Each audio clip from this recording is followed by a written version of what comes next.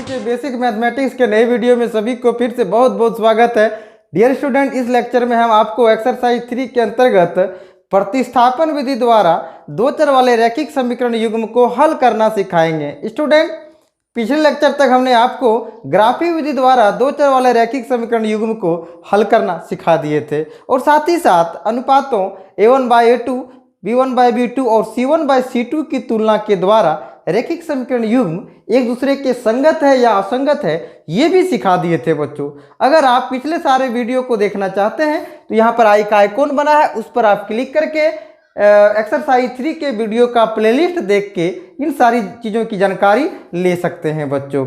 और यदि आप चाहते हैं कि मेरे द्वारा डाले गए सभी वीडियो का नोटिफिकेशन आपको मिलता रहे, इसके लिए चैनल को सब्सक्राइब करें तथा बेल आइकन दबा दें बच्चों। तो चलिए देखते हैं, आज का हमारा लेक्चर है प्रतिस्थापन विधि द्वारा दो चर वाले रैखिक समीकरण युग्म को हल करना। तो डियर स्टूडेंट, मैंने फर्स्ट लेक्चर में आपको बताया था जब ये एक्सरसाइज 3 शुरू किया था उसी समय कि आपके सिलेबस में एक ही ज्यामितीय विधि है और 3 बीजगणितीय विधि है। वैसे बीजगणितीय विधि होते और भी हैं बच्चों। सीबीएसई में 5 बीजगणितीय विधि से प्रश्न पूछे जाते हैं, बट आपके जैक बोर्ड या झारखंड माध्यमिक परीक्षा में 3 ही विधि के द्वारा पूछे जाते हैं प्रश्न, यानी बीजगणितीय विधि बच्चों। तो जिसका सबसे पहला विधि आज हम लोग जानेंगे प्रतिस्थापन विधि। प्रतिस्थापन विधि है क्या, पहले इस बात को जानिए, फिर प्रॉब्लम को हम लोग सॉल्व करेंगे। तो प्रतिस्थापन विधि में बच्चों आपके पास जो 2 इक्वेशन दिया रहता है दो चर वाले रैखिक समीकरण, उनमें किसी एक समीकरण से आप एक वेरिएबल को दूसरे वेरिएबल के फॉर्म में सेपरेट कर लीजिएगा और उस सेपरेट किए हुए मान को अन्य इक्वेशन में जिसको आप यूज नहीं किए थे उसमें पुट कर दीजिएगा। उससे आपको एक वेरिएबल का डिफिनिट वैल्यू प्राप्त हो जाएगा।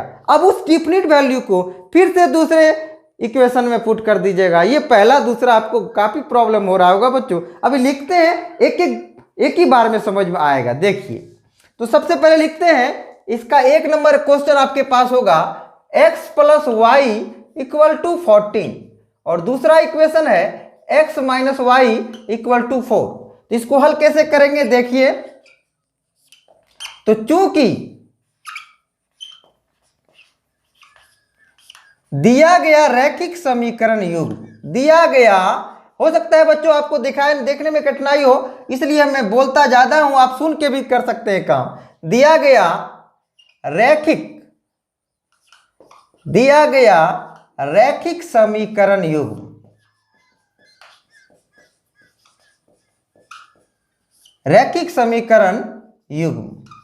क्या क्या है बच्चों, देखिए आपके पास है x + y = 14, ये आप इसको इक्वेशन 1 लिख दो।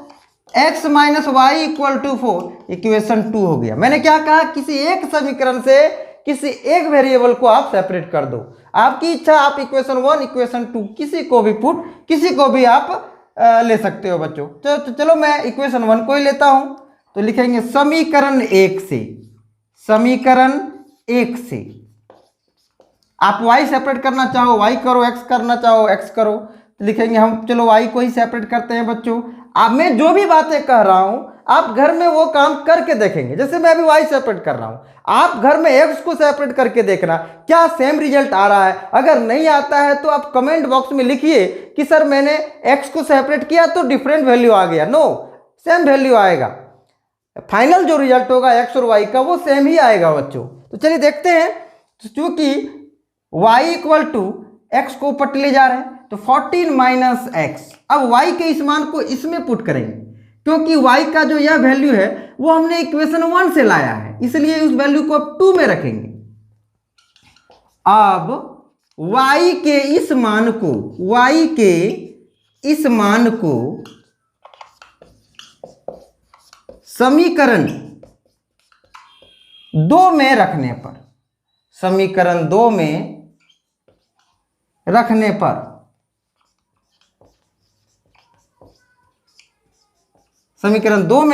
समीकरण 2 देखिए आपका क्या है, x - y = 4। तो y के प्लेस पर y नहीं बल्कि इतना रखेंगे बच्चों, क्योंकि अब y का मान इतना है। तो कितना रखेंगे, 14 - x = 4। x minus 14 plus x equal to हो गया 4। x और x हो गया आपका 2x इक्वल टू 4 प्लस 14, ये माइनस 14 उधर जाएगा बच्चों, तो आपका हो गया प्लस 14। तो ये देखिए 2x इक्वल टू 18 हो गया, 2x इक्वल टू 18 या x इक्वल टू 18/2, ये आपका हो गया 9, इसीलिए x इक्वल टू हो गया बच्चों 9। अब x का वैल्यू आप इक्वेशन कहां पर रखोगे, देखो 2 में रखने से x आया था, इसलिए x का वैल्यू आप 1 में रखिए। आप x का मान, आप x का मान कहां रखोगे बच्चों, इक्वेशन 1 में। x का मान समीकरण 1 में रखने पर, समीकरण 1 में रखने पर, एक कहां है, x plus y equal to 14, तो x की जगह पर आप कितना रखोगे, 9 प्लस वाई इक्वल टू 14, तो y equal to 14 minus 9 equal to 5, तो इसीलिए x इक्वल टू देखिए आया था 9 और y इक्वल टू आ गया है बच्चों 5। अब देखिए यही आपका आंसर हो गया। अभी देखते हैं कि गलत है या सही, चेक भी कर लेना है, चेक भी हम कर सकते हैं। x और y का वैल्यू दोनों इक्वेशन में आप रख के देखिए, अगर LHS और RHS इक्वल आ रहा है तो समझ जाए कि आपका सॉल्यूशन सही है, अन्यथा सही नहीं है। तो चलिए देखिए 9 प्लस 5 क्या होता है बच्चों, 14, देखिए है। 9 माइनस 5 क्या होता है बच्चों, 4, सही है। तो हम कह सकते हैं कि आपका आंसर सही है। तो चलिए अब आप वीडियो को रोक के इसको कॉपी कर लेंगे बच्चों। चलिए हम उम्मीद करते हैं कि आपने वीडियो को रोक के कॉपी कर लिया है।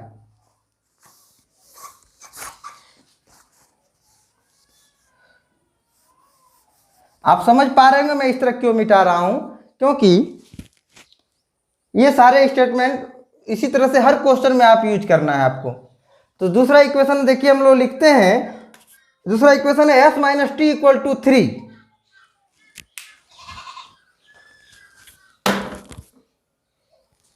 दूसरा इक्वेशन है आपका s minus t equal to, s minus t equal to 3, और दूसरा हो जाएगा s/3 plus t/2 equal to 6। ठीक है बच्चों, तो यही है आपका इक्वेशन। तो चूंकि दिया गया रैखिक समीकरण युग्म, यहां पर आप लिखिएगा s minus t equal to 3, और दूसरा है s minus 3 plus t/2 equal to 6। हर क्वेश्चन में एक ही तरीके लिखिए, समीकरण 1 से क्या निकालिएगा आप, चाहे s चाहे t। देखिए t निकालते हैं, t को उधर ले जाते हैं प्लस t, तो 3 को हम इधर भेज देते हैं, तो क्या आ जाएगा t equal to s minus 3। अब t के इस मान को समीकरण 2 में रखने पर, समीकरण 2 देखिए आपका यही है, तो आप लिखिएगा यहाँ s/3 प्लस t के जगह t नहीं लिख के हम लिखेंगे s माइनस 3/2 इक्वल टू 6। ठीक है बच्चों, आपको समझ में आ रहा होगा। अब 3 और 2 का एलसीएम कितना होता है बच्चों, तो आपको पता है कि 6 होता है। 3 दूना 6, ये हो गया 2s प्लस 2 तिया 6 3, यहाँ पर हो गया 3s माइनस 9 इक्वल टू 6। तो 2 और 3 5s हो गया बच्चों।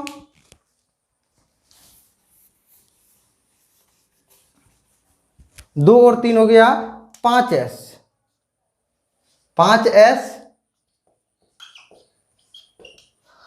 5s equal minus 9 equal to 36।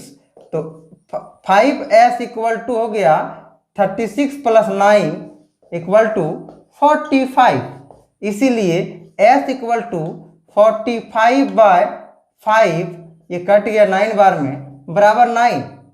तो या s इक्वल टू आ गया बच्चों आपका 9। अब s का मान समीकरण 1 में रखने पर, समीकरण 1 देखिए क्या है आपका, s minus t equal to 3, तो s के जगह पर आप लिखोगे 9 माइनस t इक्वल टू 3 है, तो 9 माइनस टी इक्वल टू 3। अब इसको आप कर दीजिए सॉल्व, तो आप देख पा रहे होंगे आपका t बराबर आ जाएगा 9 माइनस 3 इक्वल टू 6, इसलिए s इक्वल टू 9 और t इक्वल टू 6 आ गया। अब देखिए ये भी सही है या गलत, पहले आप जांच लीजिए फिर इसको छोड़िए। 9 और 6, 9 माइनस 6 3 होता है, 9/3 3, 6/2 3, 3 + 3 6, यानी कि आपका यह भी आंसर सही हो गया है बच्चों।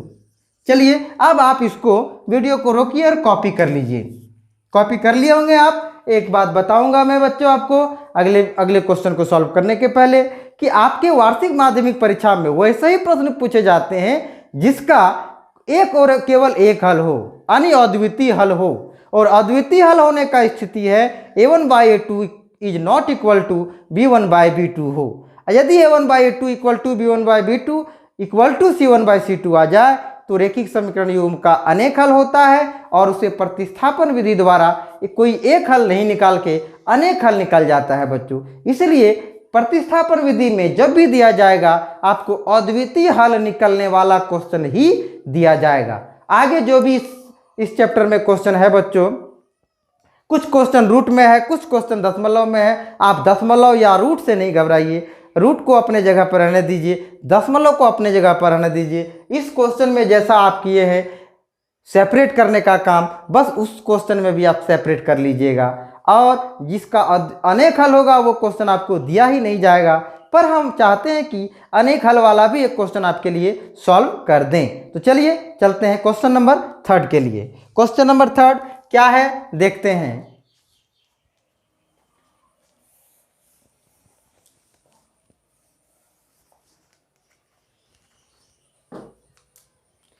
आपका इक्वेशन होगा 3x - y = 3 और दूसरा हो जाएगा 9x - 3y = 9।